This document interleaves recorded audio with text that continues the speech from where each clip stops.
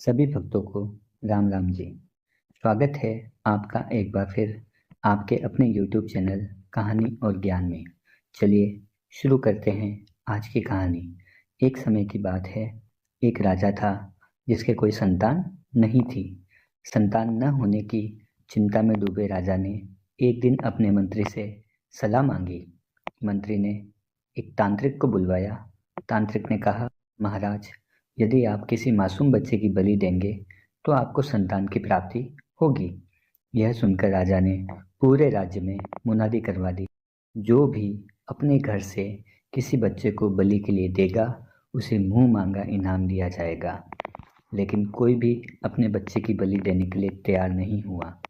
पर एक परिवार में एक अनाथ लड़का था जो अपने लालची चाचा चाची के साथ रहता था। इनाम के लालच में उन्होंने उस लड़के को राजा के पास बलि के लिए सौंप दिया। बलि का दिन आ गया। लड़के को राजा के सामने लाया गया और उससे उसकी अंतिम इच्छा पूछी गई। लड़के ने पहले कहा, मेरी कोई अंतिम इच्छा नहीं है, आप मेरी बलि दे सकते हैं। तांत्रिक ने कहा, नहीं नहीं, कोई ना कोई अंतिम इच्छा तो बतानी ही पड़ेगी। तब लड़के ने कहा, ठीक है, मुझे थोड़ी मिट्टी चाहिए। मिट्टी लाई गई। लड़के ने 4 ढेरी बनाई। उसने पहली ढेरी को प्रणाम किया और लात मारकर बिखेर दिया। फिर दूसरी और तीसरी ढेरी के साथ भी ऐसा ही किया, लेकिन चौथी ढेरी को प्रणाम किया, उसकी परिक्रमा की और दंडवत प्रणाम करके राजा के सामने आ खड़ा हुआ। फिर उसने कहा, राजा, मेरी अंतिम इच्छा पूरी हो गई, अब आप मेरी बलि दे सकते हैं।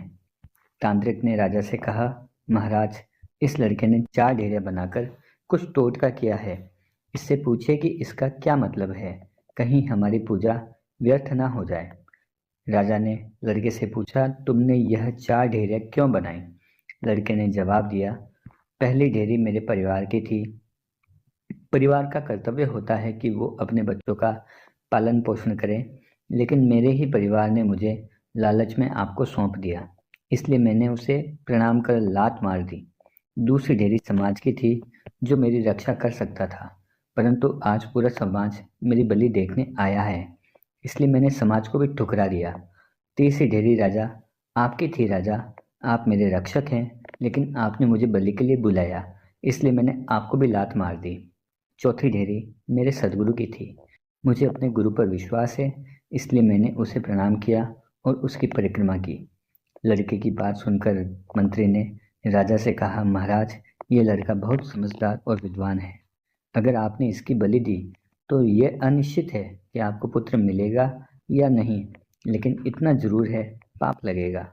अगर आपको संतान चाहिए तो क्यों ना इस लड़के को गोद ले लें।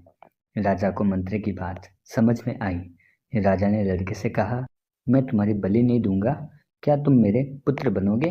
लड़के ने सिर झुकाकर कहा, महाराज, यह तो मेरे लिए सौभाग्य की बात है।